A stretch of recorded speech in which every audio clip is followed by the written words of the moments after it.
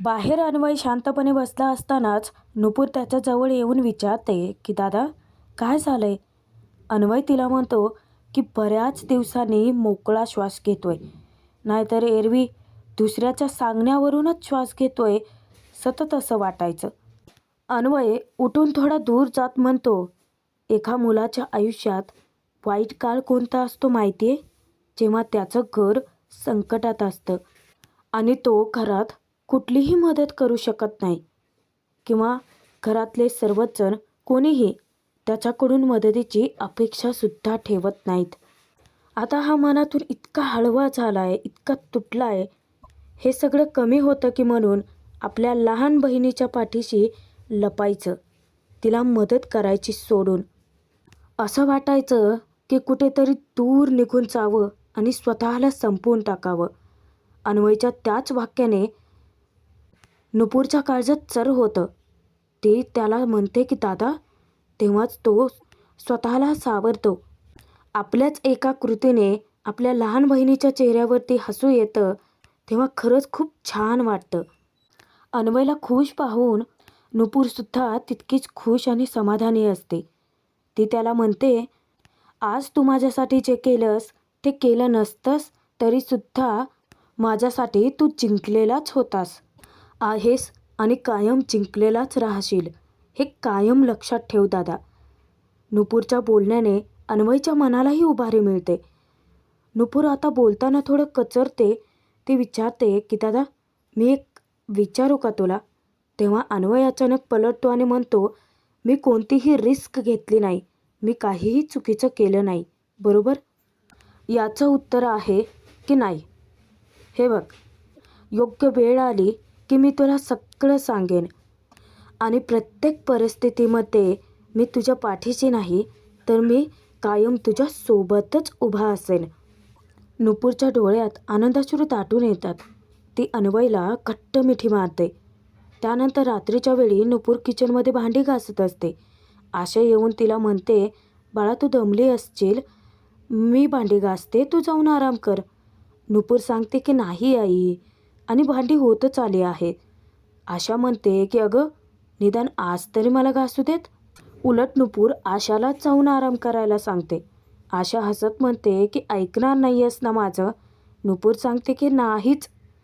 तेव्हा ती पलटते आणि तिचं लक्ष समोरच्या भांड्याकडे जातं.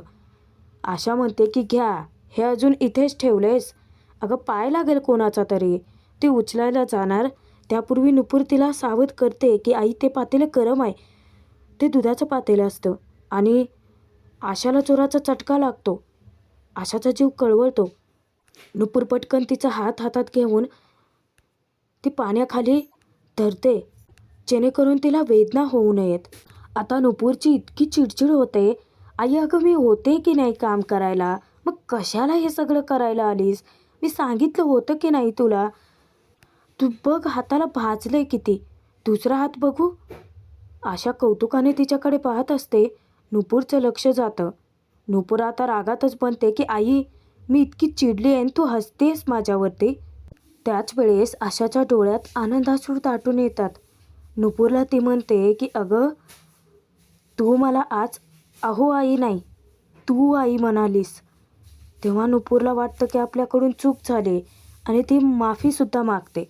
पण आशा तिला रिक्वेस्ट करते की अगं वेडाबाई, अगं गेले दिवस जी चूक तू करत होतीस, अगं ती नकळतपणे सुधारली आहेस. मला तर ही चूक तू पुन्हा पुन्हा करावी वाटते. अहो या शब्दात मान आहे नुपूर, पण याच्यामध्ये आपलेपणा नाही आहे ना गं. म्हणूनच तर मुलं आईला ए आई अशी हाक मारतात, आणि तूही मला अशीच हाक मारावीस असंच वाटतं बाळा. आशा प्रेमाने तिची समजूत घालते की ए बाळा, आज तुझ्या हातून ही गोड नकळत जी चूक झाली आहेस, ती तू कधी सुधारणार नाही आहेस ना? तेव्हा नुपूर मान हलवून नकार देते. इतक्या खुश होतात दोघेही. नुपूर तिला बिलगते, घट्ट मिठी मारते. त्यानंतर दुसऱ्या दिवशी आशा कामावर निघालेलीच असते. नुपूरला ती हाक मारते, पण नुपूरचं लक्ष भलतीकडेच असतं, कारण तिला तिचं घड्याळ भेटत नाही, कुठेही सापडत नसतं. त्याची शोधाशोध करत असते. मीना तिची मजा घ्यायला तिथेच बसून असते. जेव्हा नुपूरला हाक मारते तेव्हा ती सांगते की मी माझं घड्याळ शोधते. आशा म्हणते की अगं उशीर होईल, चल आपल्याला.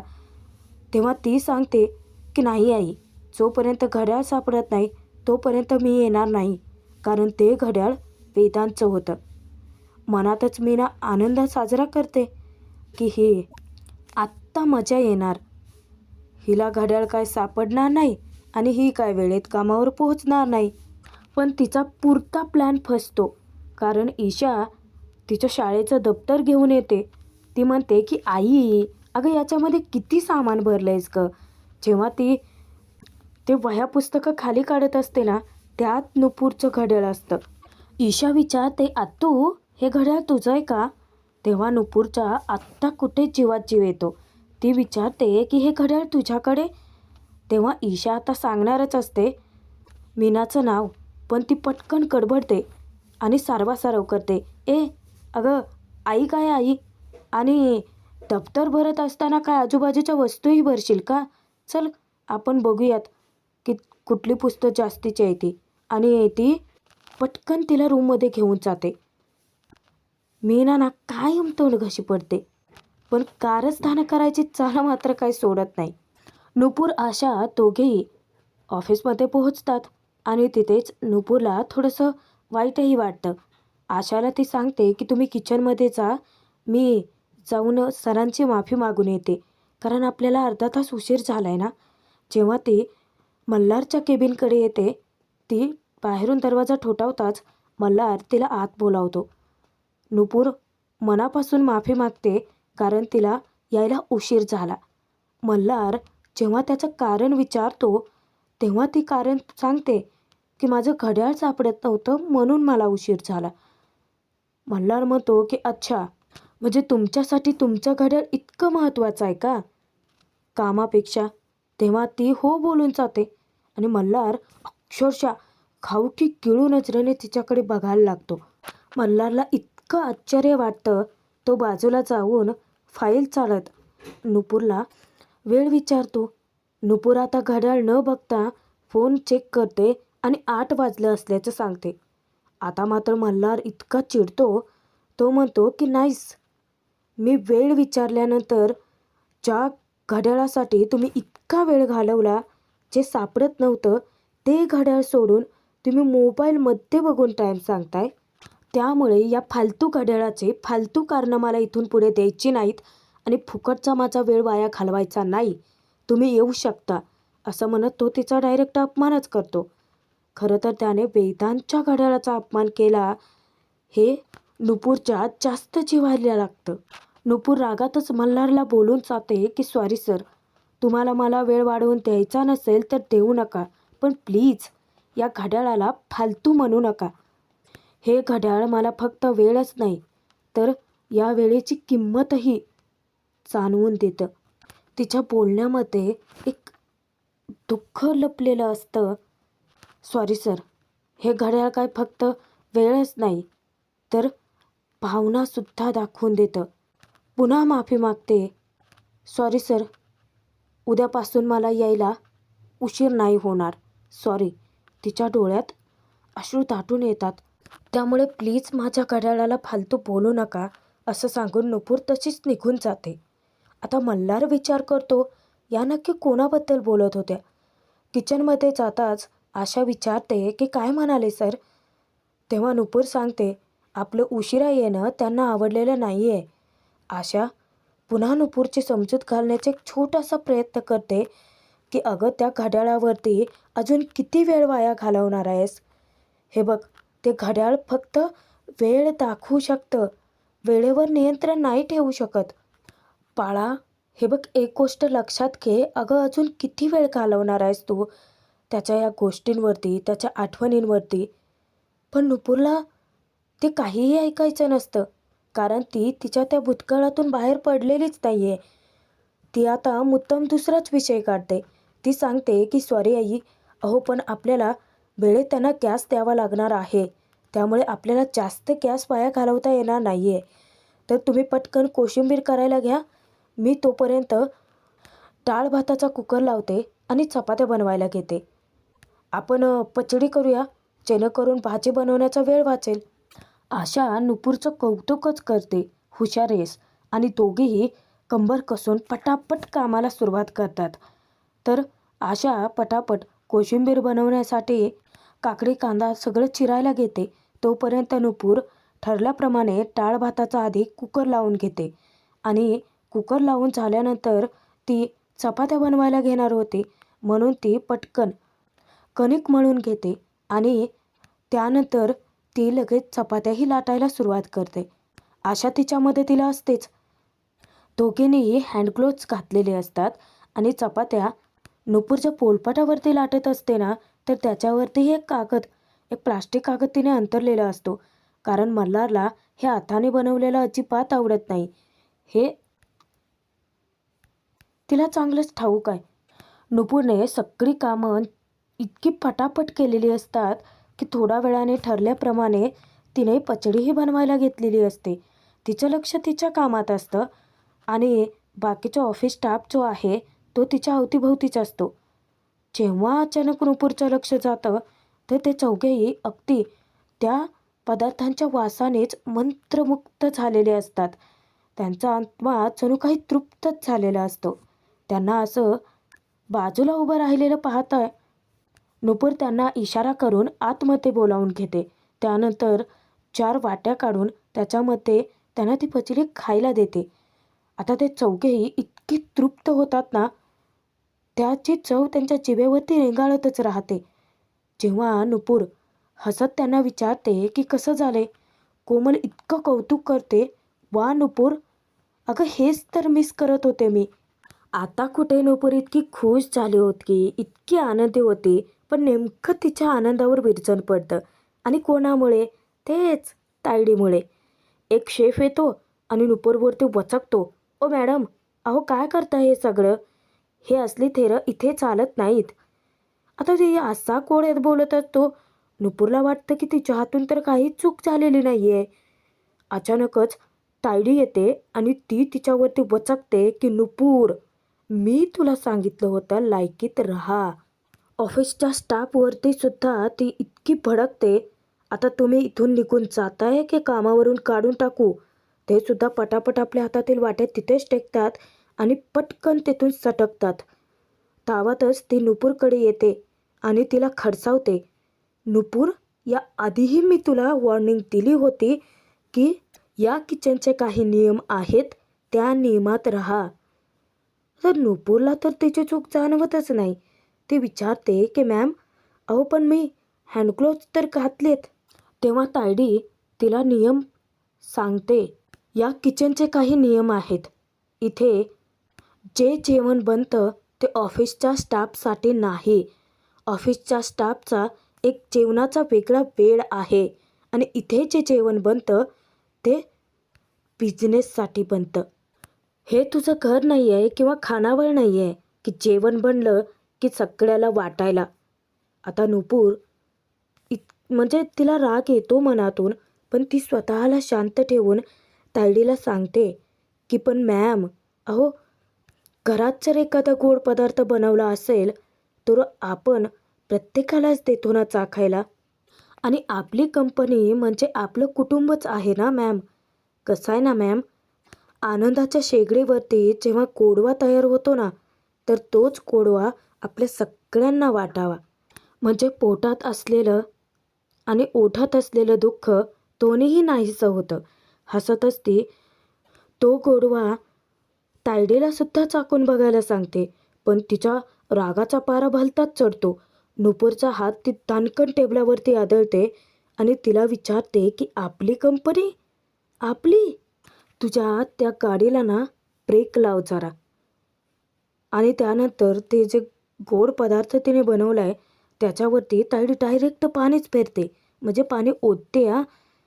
आणि नुपूरला ती सक्त ताकीद देते की इथे काम करायचे असेल तर इथले नियम पाळावे लागतीलच.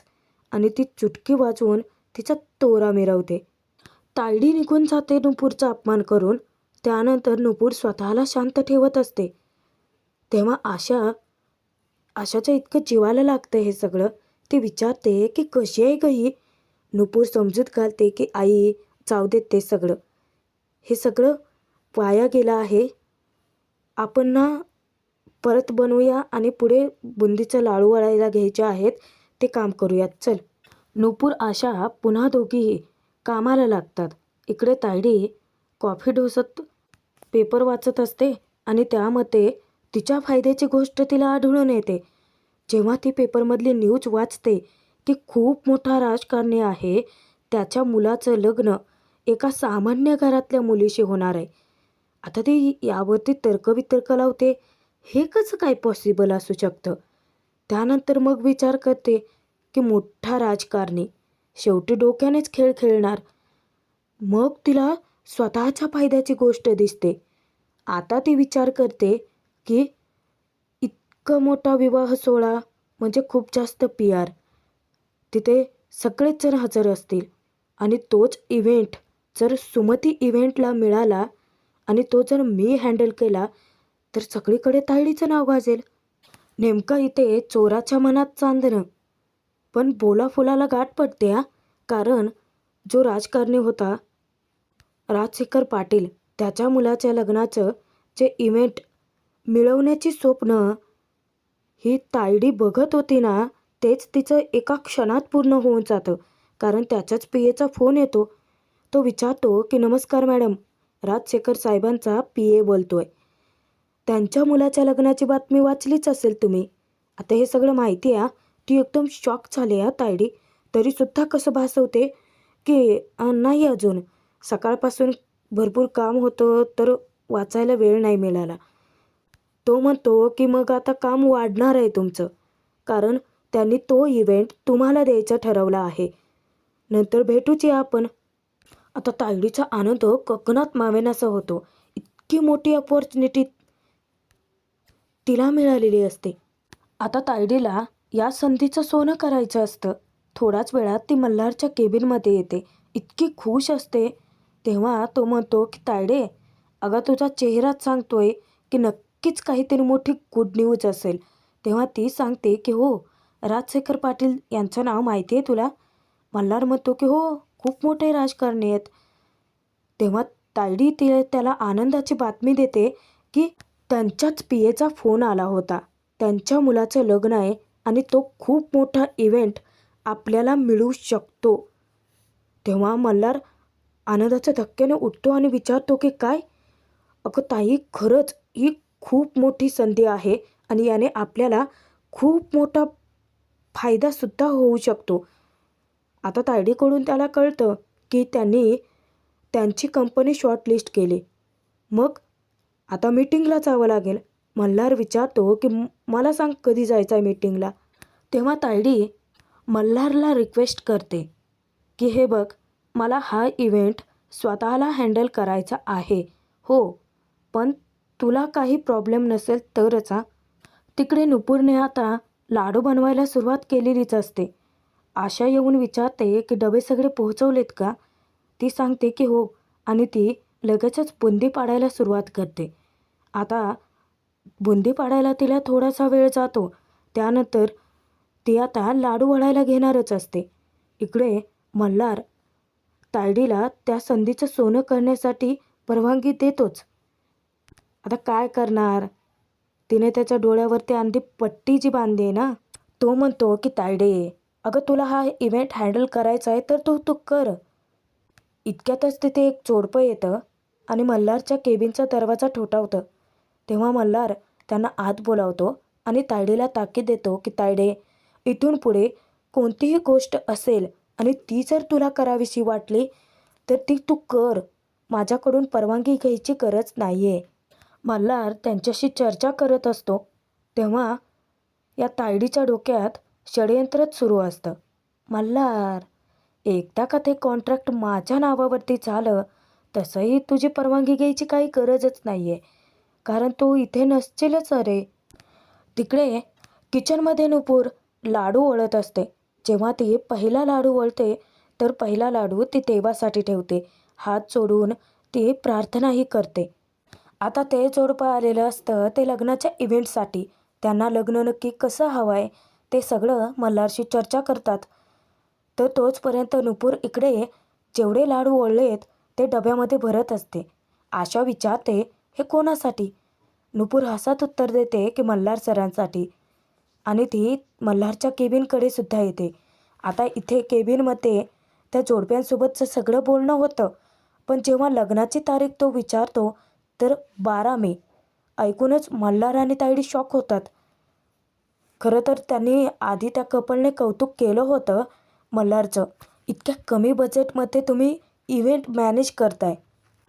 नुपूर जेव्हा त्यांच्या केबिन बाहेर थांबते ते सगळं ती पाहते.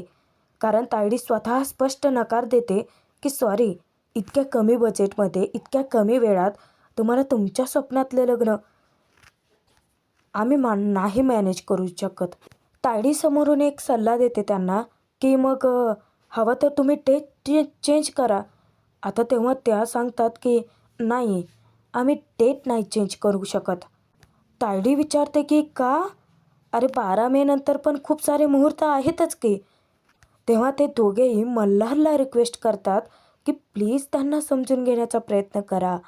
नुपूरला त्या दोघांसाठी इतकं वाईट वाटतं ती कोमलकडे जाते आणि मल्हारकडून त्या दोघांनी अपेक्षा ठेवली होती कपलने. पण मल्हारही हात टेकतो. तो सांगतो की सॉरी, तुम्ही तुमचा निर्णय मला नंतर कळवा. पण जेव्हा मल्हार त्याचे कार्ड चेक करतो तर त्याच्या बॅगमध्ये नसतात. कार्ड आणण्यासाठी तो जेव्हा केबिन बाहेर येतो तेव्हा त्याच्या कानावरती नुपूरचं बोलणं पडतं. नुपूरचा पडलेला चेहरा पाहून कोमल चौकशी करते की काय झालं आहे. नुपूर सांगते, मला त्या कपलसाठी खूपच वाईट वाटते अगं. म्हणजे ते लग्नाच्या इव्हेंटसाठी आले आहेत आणि मॅम सांगतायत की आत्ताच्या या तारखेमध्ये मॅनेज नाही होणार. तेव्हा कोमलही तेच बोलते, अगं मग तारीख बदलावी ना त्यांनी. नुपूर सांगते की नाही गं कोमल, कोणाच्या तरी काहीतरी अपेक्षा असतात, काहीतरी भावना जोडल्या गेलेल्या असतात. कोणीतरी कोणाला प्रेमळ वचन दिलेलं असतं. कोणीतरी कोणाच्या आठवणी अशा घट्ट जपून ठेवलेल्या असतात. अचानक कोमलचं लक्ष जातं मल्हारला पाहून ती बिथरते. आता ती नुपूरला सावध करण्याचा प्रयत्न करते पण नुपूरचं बोलणं चालूच असतं.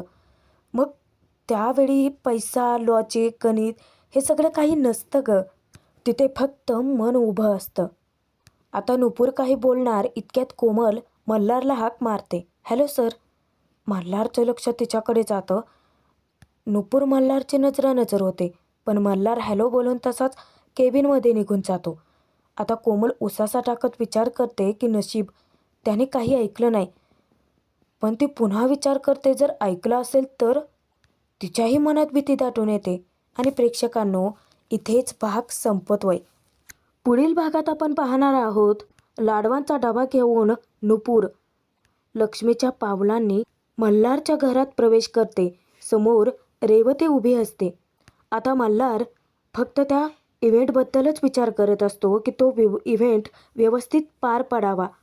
तेव्हा रेवती कौतुकाने म्हणते की अरे, तो व्यवस्थितच पार पडणार आहे. तू नुपूरचा पायगुण बघितलास की नाही?